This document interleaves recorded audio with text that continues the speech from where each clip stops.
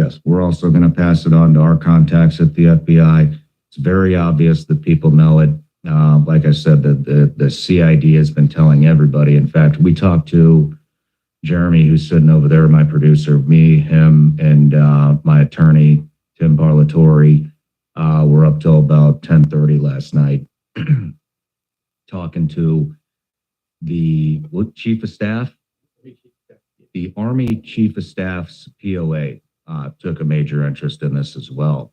And, you know, one of the things that he said, I'll wait till later to bring that up, but I don't know. I don't trust any of these people. I mean, public affairs officers are there to. I'll keep my mouth. Yeah. Create. PAO is there to protect the command. Yeah. 100%, nothing else. Yeah. They're not there to shed transparency on anything. They are there to protect the command. Let's recreate what the story is. But, and you know what's interesting? Fuck it, I'm just going to say it. You know what he said? He goes, on the call, he said, I didn't talk to him. I didn't want to talk to him. but so have them talk to him. He said, between me and you guys, this guy's DNA didn't match his son, and made it sound like it's some big secret. Then at 9:34 p.m., I think it was 9:34 p.m., the New York Post had a headline that said that this guy's, so they're trying to make it sound like this guy did this because maybe he found out the son wasn't his, but there's a lot more to the story, as you'll find out. So, yeah. So let's go to you, Sam. Tell me how you got the email. All right. So for context, I've run this account for the last 4.5 years. There have been people in and out writing articles and different stuff and just investigations, some big, some small, just trying to keep accountability in the military, but developed a robust network within the military, all branches, and people feed into this and send me messages and here and there. Nothing ever like this has ever come in. But I get a, well, it started off as comments. So when you have a big Instagram account, you're going to miss a lot of messages because people message, go to hidden messages and everything else. You miss a lot of stuff. Well, I kept seeing this comment on recent posts that I put in there, and it was from this burner account that said, hey, check your DMs, check your DMs, check your DMs. So I go in there and try to find it. There's no message from this guy, hadn't come through or whatever. And then he messages again once that message was opened up. And I said, hey, your previous messages haven't come through. What do you want to tell me? And he said, what I'm going to send you, now these are literally his words, what I'm going to send you is going to change the course of humanity. That was his phrase, change the course of humanity. Okay, a little bit dramatic. I get these messages all the time. People have this big story they want to tell. They want to expose their command, whatever. I take everything with a grain of salt until I have evidence and proof. So this guy is insistent. He tells me that he is a 18 Zulu who I've spoken to before, and he really needs to get this stuff to me. And then he talks about you. He says, I need you to get me in contact with Sean Ryan. I'm like, dude, I don't know Sean Ryan. I'm not that big, but he's insistent that I get him diverted to media sources, says go to Fox News, whatever else. And I said, all right, tell me what you got. So I give him my Proton email account, give him my signal number. And he reaches out immediately. And I'm going to read this initial message for you because this doesn't have names or anything else on it, but this was his message on Sunday. He reached out and said, like I said, this last Sunday, he said, sending with a VPN active on Wi-Fi only. Do not message me. I will send out updates via both Signal and email, but trust me, you're going to want to be involved. Well, first of all, no, I didn't want to be involved. Anyways, and then, so I didn't message. I responded back to his original Instagram message. And I said, hey, I got your message on Proton Mail. And he said, cool, delete this. So I deleted it. That's how I ended up getting this message on Tuesday. So the message that this right here, this manifesto, if you want to call it that, came in on Tuesday. And when I started reading this, my initial take was, okay, this is off the deep end. It's bonkers. I can't validate or verify any of the stuff in this manifesto. Mm-hmm.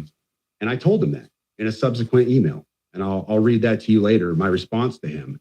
And once again, my response to him elicited, hey, get me in contact with Sean Ryan, Fox News, And he even said Pete Hegseth. Get me in contact with Hegseth. And I'm like, dude, I don't have the incoming Secretary of Defense's phone number. Sorry, bro. That's the last time I talked to him. So yesterday morning. What date was that? That was Tuesday. That was this Tuesday. So we're Friday now. That was 3 days ago. So the day before. 30th? Yeah, the day before the attack. I dismissed this stuff out of hand. The 31st. Good morning, chat. Good morning, yes. chat. In fact, I posted something on my, I told your producer about this as well, but this was a post I made on Twitter. I was just trying to be humorous, off the cuff. It was, I didn't mean anything about it. I was just being humorous for my audience. And I said, my inbox was especially eventful today. Allegations of war crimes, government anti-gravity technology, and fears about being tracked and watched by the feds. It's always, the world is ending and I have this information that needs to get to the media, and never, how you doing, brother? Everything all right? I was just playing off of a meme. Mm-hmm. It was just supposed to be a joke. That was the body of his email that he sent me. And I didn't think anything about it. I didn't know who Matt Berg was, Matt Livelsberg, or anything else. He told me who he was in the email. He pointed me to his LinkedIn account. I didn't know any of this stuff. And I was just kind of being humorous with my audience. Like, I get these crazy messages sometimes. And then the day after that message, I wake up and it was like, hey, Sam, nobody in the community seems to know this guy. Do you happen to know who he is? And I played that for you before we came up here. Just absolute shock. That's how I woke up yesterday. Do you want to play it now? Yeah. Excuse my language. I was definitely in shock. Let me find this chat. So, While you're digging through that, you know what we should do? I should get that Instagram account from you to see if they messaged any of our Instagram accounts. And we should also get that email address. I deleted it. You deleted it. He told me to delete it and I deleted it.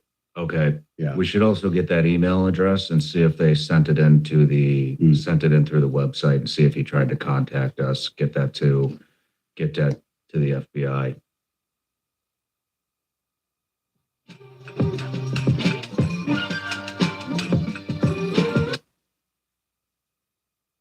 I'm in a military. They actually do something. Yeah, I'm in a military group chat. Buddy Green Beret, Corey, he says, at Sam. Nope, nobody I've asked in the community knows him. You is at 8:46 a.m. yesterday. So I woke up and I said, OF, I'm shaking. This guy emailed me 2 days ago. I'm not playing. And he said, damn. And then this was my response to him at 8:48. I just woke up. Dude, I'm fucking shaking, bro. You don't understand. This guy emailed me and told me he was being watched by the FBI and Homeland Security, but they weren't going to do anything to him because he had a VBID. I'm not fucking playing, dude. I have the email. I am shaking, man. This is nuts. And it goes from there. And I sat there for probably an hour talking to my wife. I'm shaking. I can't even think straight. Like, normal day is shot. And I didn't know what I want to do. Do I sit on this? Do I do nothing with it?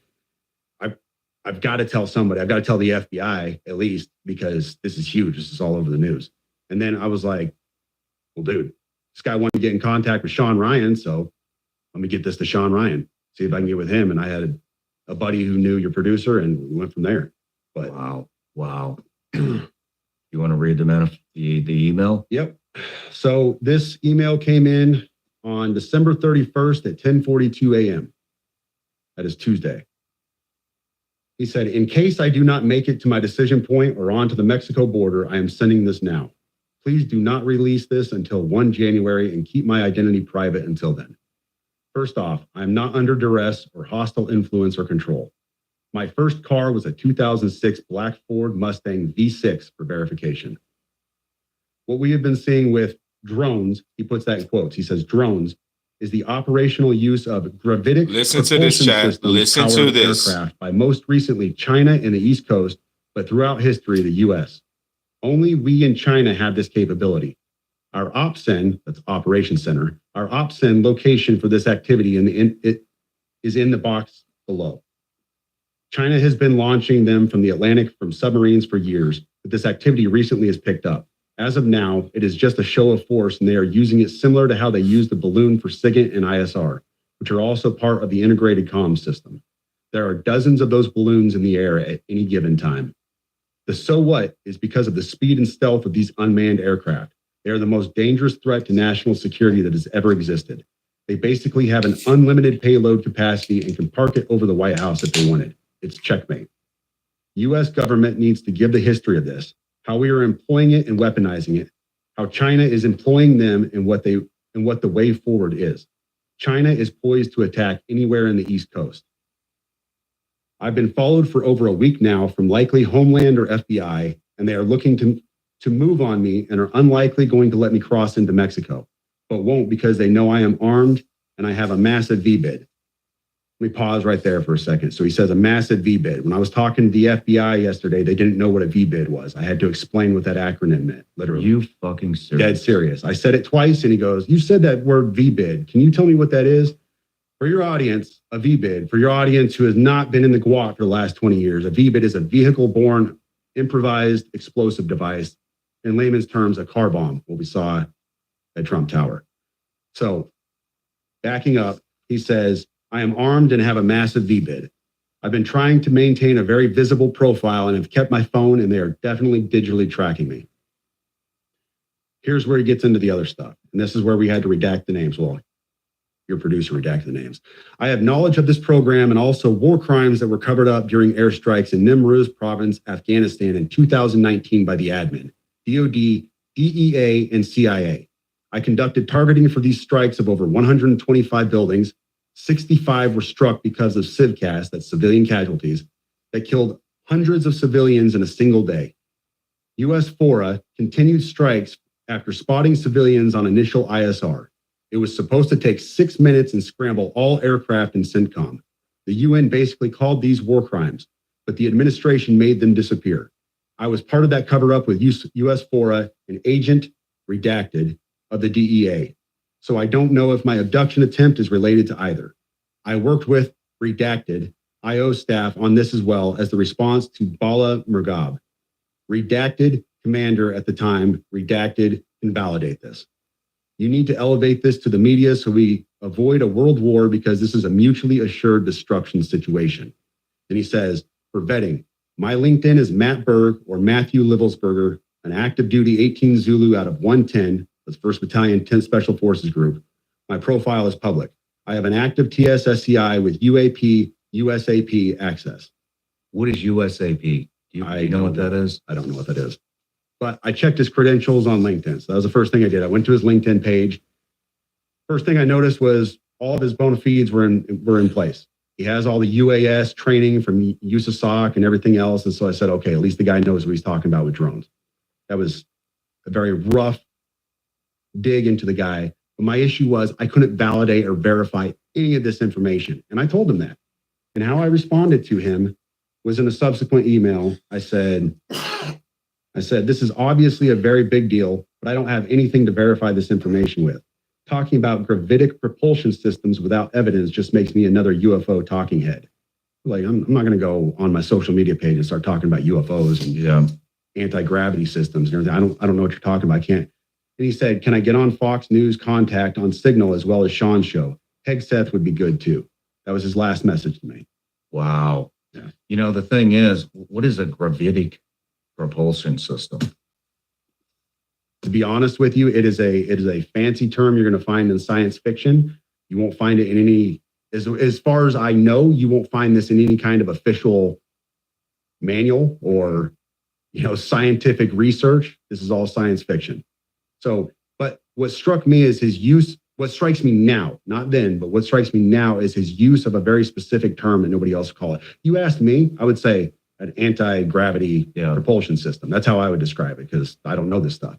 He said gravitic propulsion system. We looked that up last night too, and all we could find was same thing, science fiction type stuff. But, there are some things that line up. One is, like I had mentioned, well, let's talk about the guy's story. Obviously, he had a VBID. Obviously, he was in the military and served. And the thing that he was talking about in 2019, we pulled a report.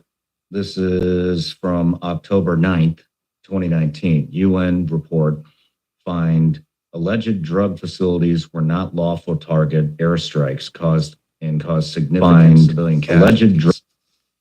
The United Nations Special Report, which examines the impact on civilians of the United States airstrikes on alleged drug processing facilities on 5 May 2019 in Afghanistan, determines the operation caused a large number of civilian casualties. The report also examines the legal framework applicable to this incident. In June 2019, the UN assistance mission in Afghanistan, together with representatives of the Afghanistan Independent Human Rights Commission, conducted a site visit to areas impacted by the strikes in Farah Province, Bakwa District, as part of its extensive fact-finding into the 5 May incident. The UN verified 39 civilian casualties, among them 14 children, 1 woman, from multiple airstrikes on more than 60 sites that the United States Afghanistan identified as drug production facilities in Bakwa District and in parts of neighboring Delaram District of Nimraz Province. Moreover, the UN is working to verify credible reports of at least 37 additional civilian casualties, the majority of whom were women and children. Although airstrikes on the alleged drug processing facilities had taken place before, this was the first time that UNAMA had received reports of large number of civilian casualties resulting from such an operation. And it goes on. I'm not going to read all this. We'll link the article here. But so that 100% lines up. The other thing, that really struck me is, like I had mentioned, after our phone call, jumped in an interview. After the interview, checked my phone, and I had several Green Berets, former Green Berets, one still active. Actually, I'm just going to say it was Tim Kennedy sent me a message late last night about 9 p.m. and said, hey, I should have brought my phone up here, but hey, basically that the USASOC wants to give me more context on what had happened on this guy. And so first I wasn't going to take the call because I don't trust the government anymore. I don't think anybody does. But I was on the phone with my producer, who was a naval surface warfare officer, and my attorney, Tim Parlatore. They said we should talk to him. So I called Tim, was really pissed off, reamed his ass about it, and then later apologized. But, I think you had mentioned that you had received a message from somebody that says nobody's heard of this guy. Tim sent me a picture of him shooting with this guy. And I don't know if I should release that photo or not, but Tim basically told me this. So I got the POA's number, the public affairs officer, sent it to Jeremy and Tim. He talked to them. And what they wanted us to know was that this guy was an upstanding soldier, an excellent operator, was moving on, was moving towards retirement and moving on to basically enhance the future of warfare.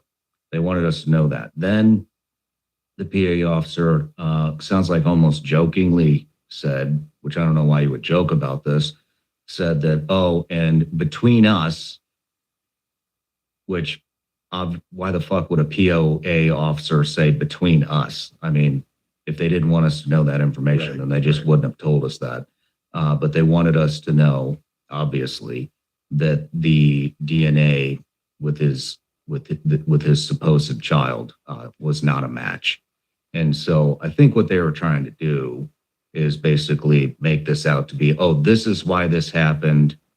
He got bad news that's not his child. And so that's why he did it. But with all the other context, especially with the 2019 incident, which was obviously a cover-up, I think that has a major role in this. The other thing I don't smoke cigarettes. I started receiving a lot of messages from one of the redacted names, who's a DEA agent, the one that he's talking about in the email to you. We got it from multiple sources, one of which was actually a videographer for me, I think 4 years ago. He worked for me a very short period of time. I had to let him go. he joined the Army, went to OCS, became an Army officer, sent me a text, super freaked out. Apparently he was on some rafting trip with somebody that knows the DEA officer and said, hey, this guy's still operational. He wants his name redacted. Wow. Not the only one. Then I received a message from another very close friend of mine who's been on the show several times saying that he got word that this guy was still operational. And so that's why we decided to redact his name. I was getting upset because I didn't receive any communication up to that point. Well, then I checked my LinkedIn. I said, let me see if this guy actually messaged me. Sure as shit, that DEA agent did message me, said that he wanted to talk to me before tomorrow's interview. It was really important. Wow. We tried to contact him, not from my phone. I'm not calling any of these people, but from somebody else's phone. He didn't pick up, and we weren't going to send any text thread to show any communication between us any more than the LinkedIn message. And I didn't hit him on LinkedIn. So that also 100% checks out. Now, the weird thing is anonymous as this guy wants to remain. If I remember correctly, he posted something about the Green Beret that set the bomb off. Oh, Yeah, wow. that was his latest post. Well, Jeremy, what was it? What did the post? It was just a report of the story. So very interesting how all this stuff is lining up. What do you think? I told the guys downstairs, I jokingly said this to my wife the day that I got that email, because I read the email to her. You all have heard the email now. You realize without context of who this person is, how just crazy it sounds. And I told her, I said, well, I mean, I guess if the dude ends up getting rolled up by the feds or he gets killed, we got a story, huh? Man, famous last words, right? Yeah. That's so I looked at, and I want to give context on one of the things. I saw this going around on social media. People were saying that his Signal chat, his safety number changed. I don't know if you saw this on X, but it was all over X. Apparently his safety number on Signal changed. He messaged me on Signal. So I went on there to look myself to see if it changed. And sure enough, it had. On January 1st, after the bombing, after he was dead, his safety. That's all he sent me. He said initial contact. I gave a thumbs up, and his safety number changed at the bottom. Look at that. He's dead. I don't know enough about Signal to know why that would happen. Somebody has to have manipulated that, though, and messed with it. Somebody had to have been in his account after the fact and done something for that to have changed. What did the FBI say when you contacted him? Not a lot. I gave him the story on what went down. Was very over the top, telling them, hey, I am being transparent in every way. Feel free to contact me at any time. This is my address, my name. This is why he contacted me. This is my social media page. This is any reason why this could have happened, why this got dumped on me. This is the information. They took it. They were gracious. They were nice to talk to. Mind you, I had to explain what a VBID was, which was disheartening because you're the FBI, but that's another issue altogether. But nothing beyond that. They said, thank you. And we'll be in touch if we have any further questions. Well, they definitely got in touch with CID. Yeah, they did. Because that went all the way to the top of the Army. And, I'm going to dig in a little bit more on this report from 2019. However, according to international humanitarian law, including international customary law, facilities that contribute economically or financially to the war effort or of a party to a conflict are considered civilian objectives. The report jointly produced by UNAMA and the UN Human Rights Office concludes that the drug facilities associated with workers may not be lawfully made the target of attack and should be protected. The United Nations maintains that considering these objectives and individuals legitimate targets dangerously erode the fundamental principle of distinction, placing the broader civilian population and infrastructure at risk. The report sets out a number of recommendations, including that the appropriate and legal response to illicit drug activity is through law enforcement, not military operations that endanger civilians. Well, and here's the thing. We want to know why the DOD is scrambling on this, why the FBI pushed this to them so quickly, to CID all the way up to the very top. These are very, very serious allegations. Yeah. I mean, this is like UN level opening an investigation type stuff into alleged war crimes. This is no joke. It did happen. The ripple effect is going to be massive on this. It did happen. I think we should take a quick break. I want to scrape our email to see if this Green Beret, what's his name again? Matt Livelsberg. Matt Livelsberg. Let's see if Matthew Livelsberger sent us an email through our website email desk. We'll be right back. I know everybody out there has to be released 2 shows. The only for 29th. Some drivers are ditching their car insurance and they're doing this instead. Or at 10:17 p.m. emailed through the support desk on SeanRyanShow.com. And by the way, all these emails will be posted on my ex account, Sean Ryan 762, and your ex account, Samasor. All right, here's the message traffic. Hey man, this is an active duty SFTM sergeant out of 10th. I want to blow the whistle on our activities in a certain place. I'm willing to sit down with you on the 31st in Flagstaff or do it remotely via phone. Must be done before the 31st as I'll be leaving. So we'll be sending this to the FBI as well. Love your contact. I'm also gonna hit some people I know over there, but I just, these people don't always talk. So I think it'd be good to keep some continuity here. But so we did receive an email. What was this guy's? You deleted the message. The burner account on there, I did. He told me to delete it, and I did. It's a common practice. People get spooked and they want to delete it, so I do it for them. Yeah, I was going to throw that up there, but there's tens of thousands of messages in there. Yeah. I mean, it's very obvious why he did this, I think. He wanted to bring attention to the incident in 2019 that got covered up. Do you have any insight, any theories on this? So we had a running theory downstairs. I've seen all of the conspiracies. I've seen all the questions about, all right, this guy is 20-year special forces. He just got done with team sergeant time. He is a very qualified and very capable Green Beret. Everybody I've spoken to who knew the guy prior, yesterday I spoke to several people, to include his old team leader, who's now lieutenant colonel. Said he was fine. Nothing out of place. His mental state was not something that anybody was concerned about. His ex-girlfriend posted photos of him bragging about how he got a Tesla and all this other stuff. So stick with me here.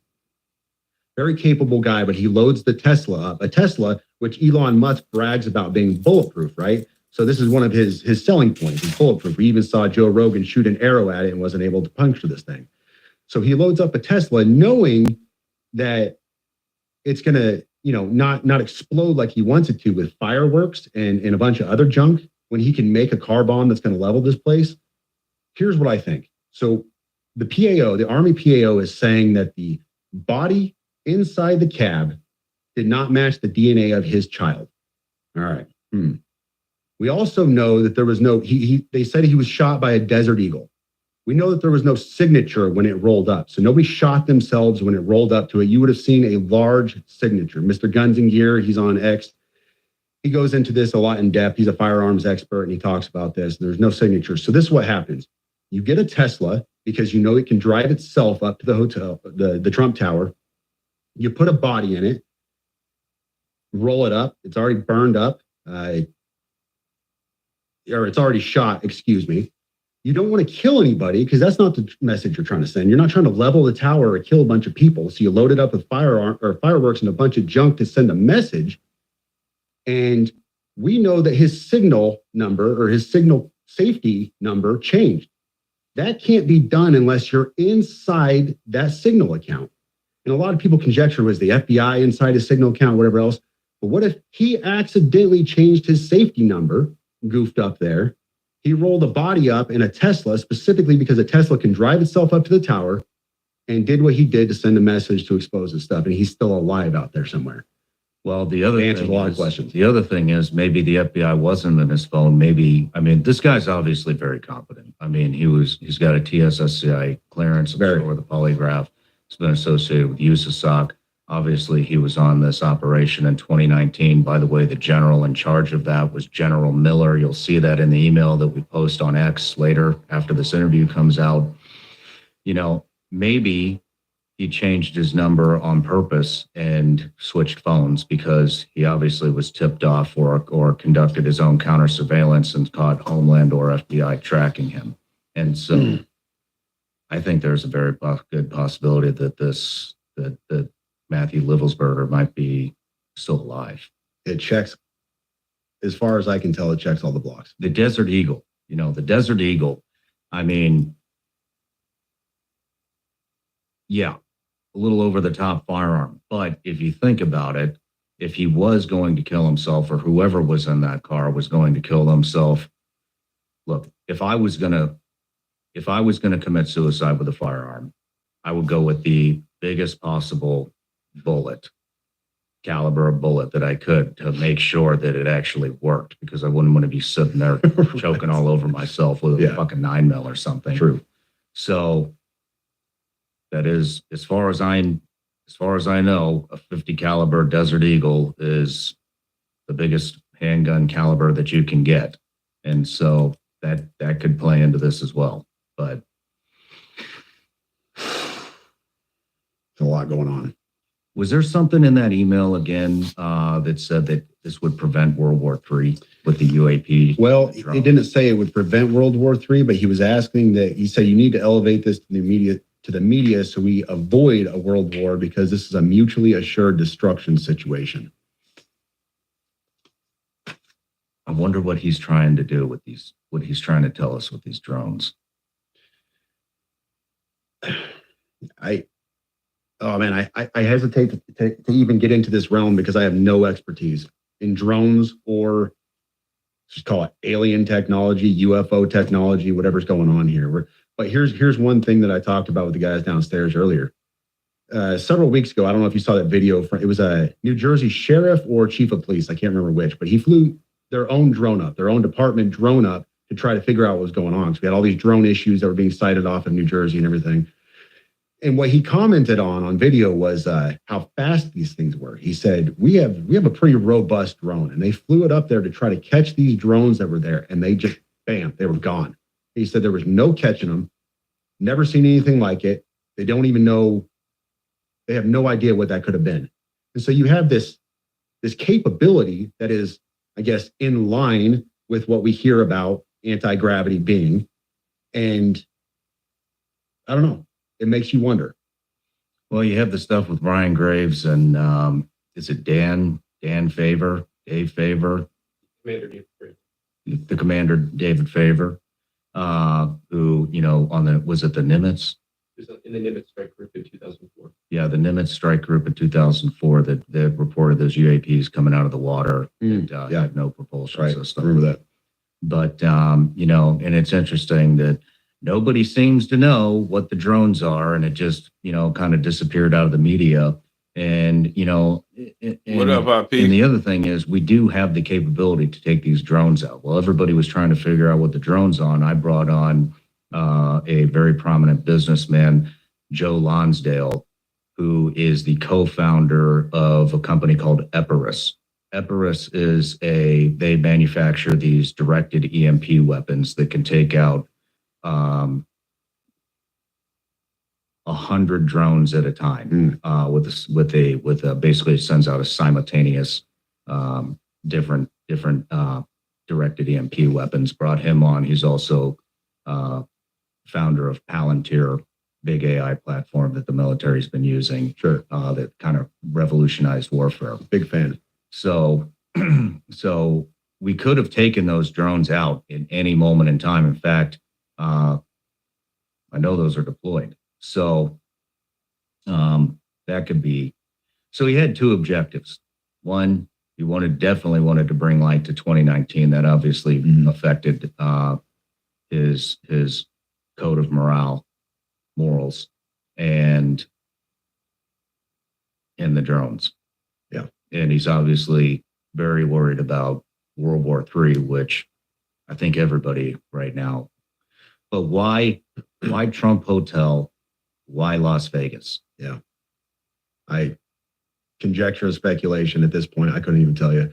You know, I've heard both sides. I've seen them finding posts from his wife, who's very allegedly, I'm not saying this, I'm just saying what has been put out on social media is very anti-Trump. She has had a number of anti-Trump posts, and then him, who his family say he's a stalwart patriot, Trump supporter, all these other things, which I guess if I had to guess, just in the realm of conjecture again, I would say Trump Tower. It draws more media, more fanfare. Was this an assassination attempt? That kind of stuff. So you get more press, more media pulling into it because it is such a significant namesake, if you will. But at the same time, it was a fireworks display and very little more. And if I'm running with the theory that I proposed a little while ago, he didn't want to hurt anybody. He wanted to send a message. I mean, it's very obvious. Look, the guy's got great trade craft. You know, I mean, he changed his signal number, if that was him, or his whatever the contact number on Signal. 20 plus year in special operations at the highest level. And there's doing it yourself. It's bulletproof to do this. I think, there definitely wasn't mass casualties. He wasn't trying to hit mass casualties, because otherwise he would have done it at another location as well, or the bomb would have been bigger to take the entire building. I agree. And so this definitely wasn't, in my opinion, incompetence. Another thing to support this. So you got the email. He desperately wanted to talk to you before December 31st. He knew beyond a shadow of a doubt, January 1st was go day. Nobody was pressuring him. At the beginning of this email, we see, first of all, I'm not under duress or hostile influence or control. Okay. So he says that he reached out to you. He was very emphatic that it had to be before December 31st because he was doing this thing on January 1st. For some reason, that was a landmark day to him. Maybe it was just because big day for everybody, January 1st. But he was very emphatic that was the time. And then the thing he was trying to do was, overall, more than anything, was get a message across on the biggest platforms possible. He was trying to talk to Pete Hegseth. Why would you want to talk to the Secretary of Defense? He's trying to blow the whistle on these war crimes. He's trying to say this thing happened, man. Like, I can't live with this anymore. He desperately needed to talk to you, the biggest platform out there. He needed to talk to Fox News. I need to get this message out. That was his overall goal. In everything else, everything I've seen, I have not seen the intended goal was to kill himself or to create a mass casualty event. It is to get this message out. And how can I do that? What is the biggest bang for my buck? How can I get that done? That's what I'm seeing here. Yeah. It's a damn good point. Wow. Do you think there was any correlation between him and the New Orleans attack? No. I don't either. I looked at all of that. I looked at the posts. I looked at people are scrambling for news. Everybody wants to post something. They want to be the guy on social media that posts the groundbreaking thing. And I saw these connections to Fort Bragg, and they deployed together at this time. And it was great. So did 500,000 of the rest of us. I was at Fort Bragg. Oh man, tie me to Delta Force. I must have been part of Delta Force and some side. No, I had nothing to do with them. It's this nonsense. It's a big organization. The Army is very large. You're picking things out and you're trying to make this a thing. That New Orleans guy was a staff sergeant who got out of the active duty Army in 2015, and he was in the reserves until 2020. People are saying in the last year he was radicalized. I talked to multiple of his peers, to include, I'm going to be very, very careful with this, former leadership, I'm not going to give what echelon they were at, former leadership of his, there was no indication at all back then that he was radicalized. He didn't say radical. I've seen the posts. I saw several people who were saying, well, we have confirmed posts that he was saying radical Islamic things. I don't believe it because nobody he worked with confirmed that. They said, no, we had no indication that he was like this. And if you talk to people now, they said in the last year, he was radicalized. He started taking on these more radical teachings of Islam and everything else. And he had this, he fell into financial hardship and all these other things. So you're telling me this guy who was a former 42 Alpha S1 guy, human resources, pushes your paper, and then an IT guy, 25 Bravo, is somehow connected to a Green Beret team sergeant out of 10th? No. Well, also they found an ISIS flag in New Orleans, Which they didn't find any of that here. I think that might have been just some silliness on his part, trying to take on some kind of Islamic banner of jihad. I would conjecture, all conjecture, say that is likely he has no affiliations to ISIS. But You know, I wonder, I don't really believe in coincidences, you know, and both of these explosions happened in the same day, or both of these attacks, whatever you want to call them, happened on the same day. The attack and the explosion, which obviously wasn't meant to be an attack. that's fair. And I don't believe in coincidences either normally, but I look at a landmark day like January 1st, and I think, what better day? Any day. I'm going to do a thing January 1st. Yeah. And I think possibly old boy in New Orleans had help. I don't think that he could have done all the spotting and surveying and assessing himself. He would have likely had to at least had a spotter to say, yeah, you're good to go. Maybe. But I think that's plausible. But other than that, I have a hard time making that connection. You know, this email, I wonder who else he reached out to.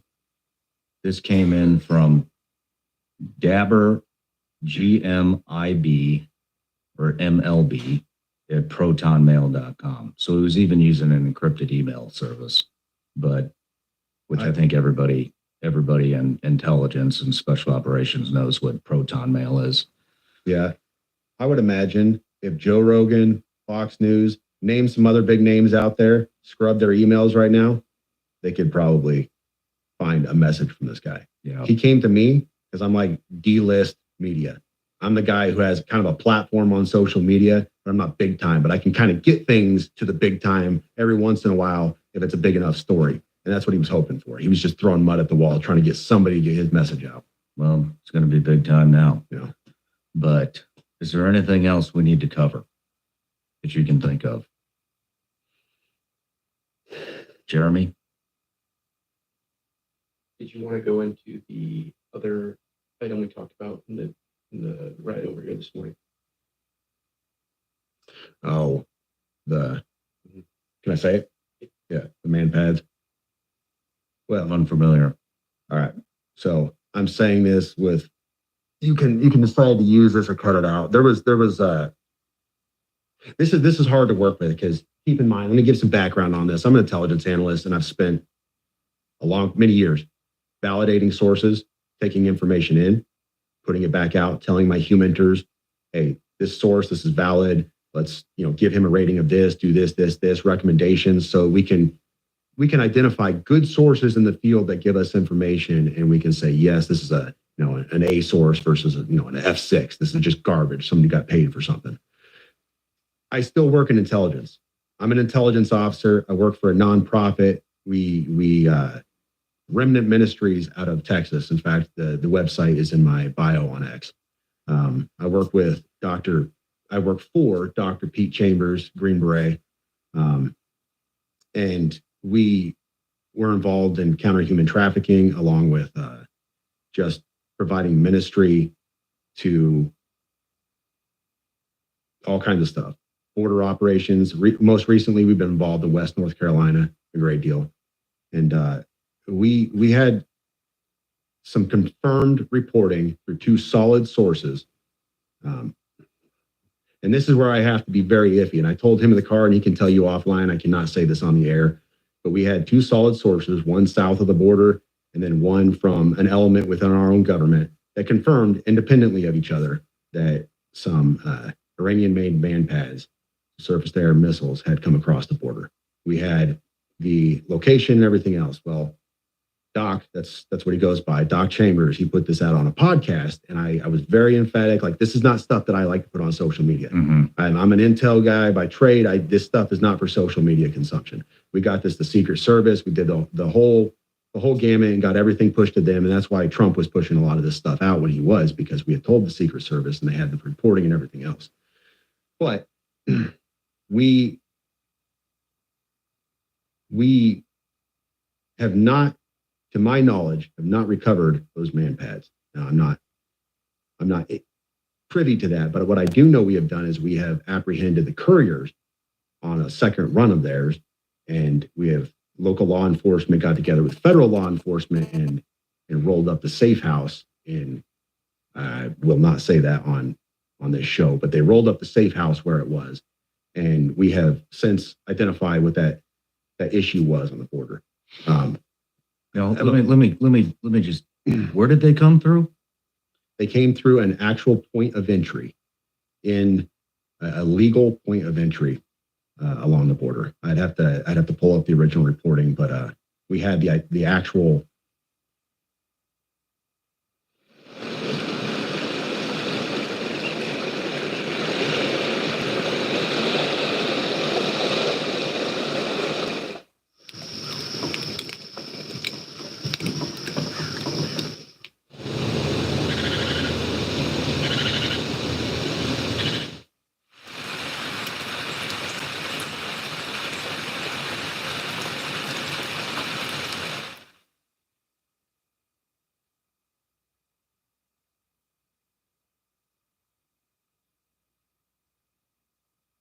We now have Iranian missiles.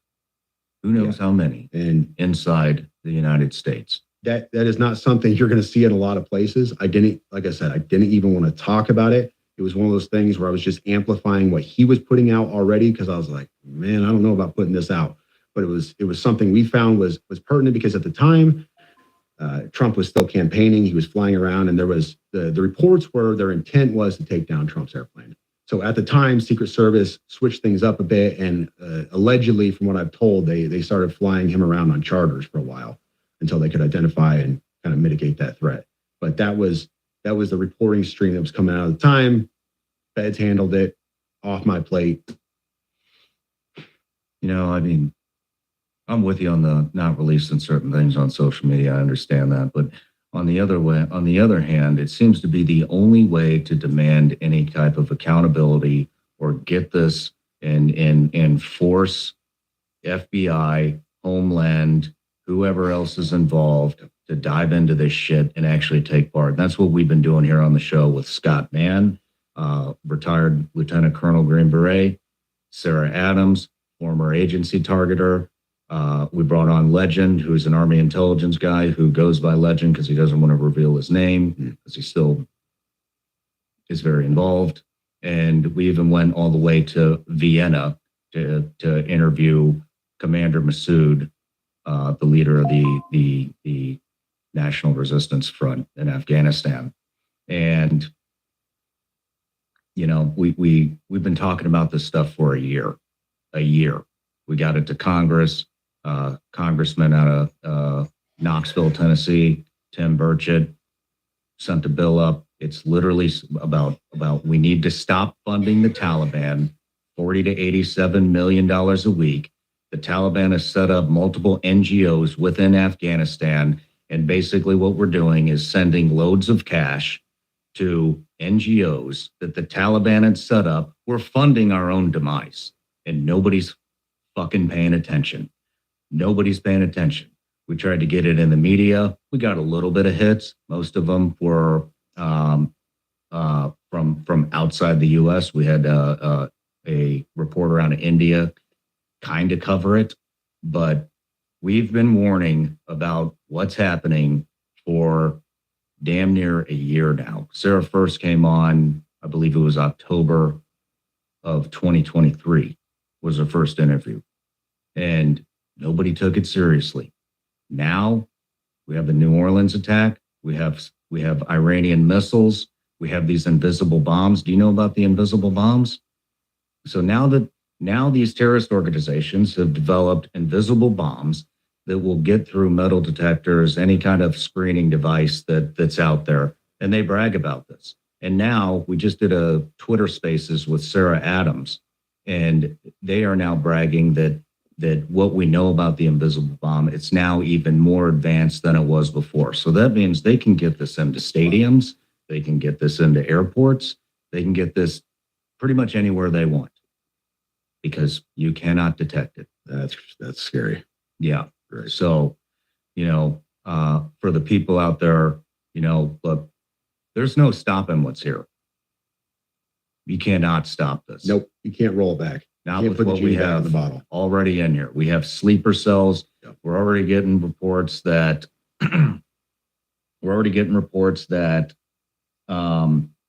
I just lost my train of thought. Oh, we're already getting some reports that there may be more involved in the Louisiana, New Orleans attack that they're not releasing. We also, I'll tell you this, there's a group of people flying around and basically briefing up different departments, governors about what's coming, how to deal with it in their communities. There are deputies in New Orleans who put in requests for training on how to take care of a threat like this. And those fucking requests were denied. They were denied.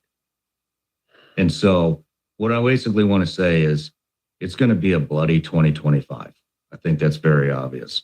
And so for those of you that are looking for something to do and if finally come to the realization that our government is failing us, here's what you need to do. You need to get with your local communities. You need to, especially schools. Schools are very vulnerable no matter how many active shooters we have in the schools. The infrastructure that's been put in, which is minimal to none, a lot of schools still have none. You better start holding your schools accountable, and you better start raising hell and having them upgrade security no matter what the cost, because no matter what the cost is, it's not going to amount to the loss of life that we will potentially see throughout the United States. And start calling your congressman. Get these guys to do something. Yeah. Start calling your senators.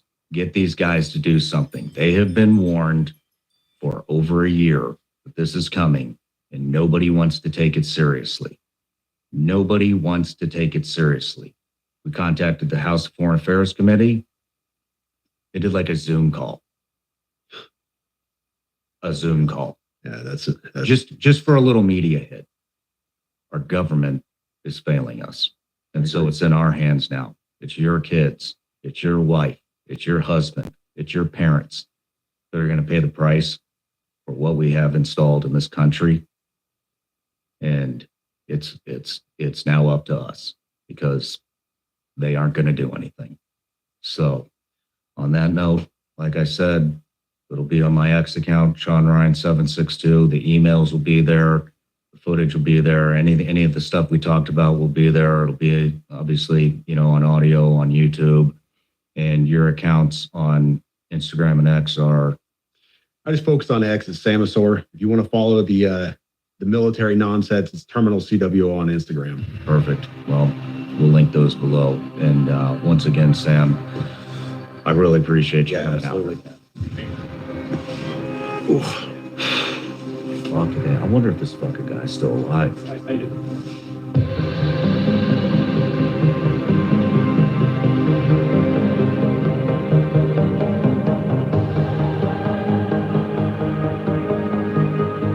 No matter where you're watching Sean Ryan Show from, if you get anything out of this, please like, comment, subscribe, and most importantly, share this everywhere you possibly can. And if you're feeling extra generous, please leave us a review on Apple and Spotify podcasts.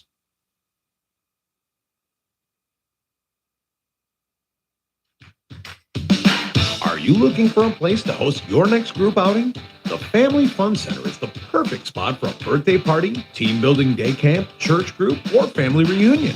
with a variety of fun for all ages and special rates for groups of 10 or more people, featuring miniature golf, laser tag, the arcade, meal deals, and more. Visit thefamilyfuncenter.com to plan your visit.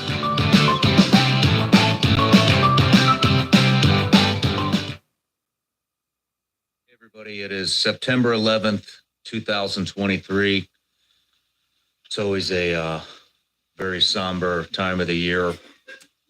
And this year, we're covering the Benghazi incident. Today is the 11th anniversary since it happened.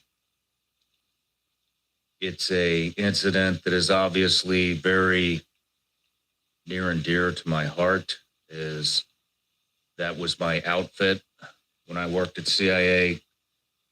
Tyrone Woods actually put me through SEAL training, and it's just a real honor to be able to document this very important piece of history that happened in Benghazi, Libya, 11 years ago today. And we have one of the survivors on here, one of the men that fought that night into the early hours of the morning. And it's a full testimony of what happened that day. And I hope you all enjoy this piece of history. Just want to say thank you to my patrons. Without you, this would not even be possible. And if you can't support us on Patreon, please head over to Spotify, Apple Podcasts, leave us a review, tell us how we're doing, let us know who you'd like to see on the show. And last but not least, we see all of you guys out there making content off of our episodes. We love it. We made it easy.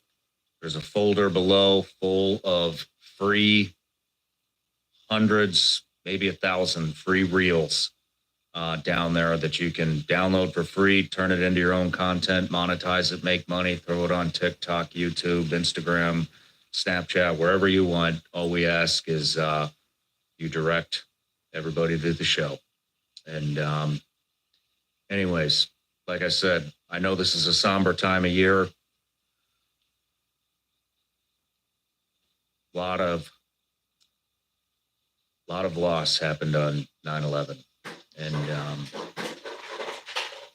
God bless America. Ladies and gentlemen, please welcome Mark Geist to the Sean Ryan Show.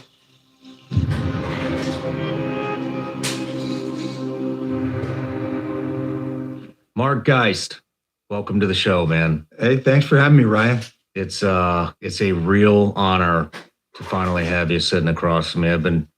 You don't know this, but I've been trying to get to you for a pretty long time, for over 2 years. Wow. And not just you, Tonto, Right. And dude, you guys are like a huge pain in the ass to try to get a hold of, but we've gone to several events together. Yep. And you've just been bombarded after the event. So I know what that's like. And so I try to keep my space and respect you, Well, it's funny how, because, and again, it's kind of like how the Lord works is, I'd seen a lot of your different podcasts, bits and pieces. And then I saw the one where you really started talking about Christ and your relationship with the Lord. And then I'm like, found out, okay, wait, he follows me. So why? And I'm like, how am I not following him? Because I thought I always had. Yeah. And I'm like, you know what? I need to get on his podcast. And so I just sent you a message in Messenger. And it just, I think the Lord needed the time to be right. Yep. I think you're right too. And it's good to be home. It is. But we used to, I guess we can't technically say we used to work together, but we were on the same project at CIA. And Tyrone put me through Buds, put me through SQT. We got a mutual connection there. We worked with a lot of the same people. And this is, just being frank, and I kind of feel weird saying this to you because I wasn't there, but as much as I've been looking forward to this interview, I've been dreading this interview because it was a catastrophic event. There could have been some things done that could have turned the tides on what happened that day. And we'll get into talking about that as well. But without getting too in the weeds of it yet, I just want to say it truly is an honor to have you here, man. I've been wanting to document this piece of history for a long time, and that's part of what I do here is history. Benghazi's been documented. A lot of history, a lot of the guys' stories and stuff that come on here, especially from the military and from the contracting days, that nobody's documenting this. No. Nobody documents it anymore. And especially, the media, they only want to, it's very scripted now. And so this is important to show what men in this point in time were like, what the war fighters were like, what our mindsets was like. And there's a lot of wisdom to be passed on to future generations, and a lot of lessons to be learned for military leaders and people that are going to become military leaders. And the stuff that gets discussed in here is just, it helps a lot of people in a lot of different ways. It preserves what culture we have left in this country. And it shows the brave men and women who, some of them have spent over 20 years now fighting, and so, but let me give you a quick introduction here. Okay. So Mark Geist, you got 12 years military service, some in sniper platoon, some in anti and counterterrorism and intelligence.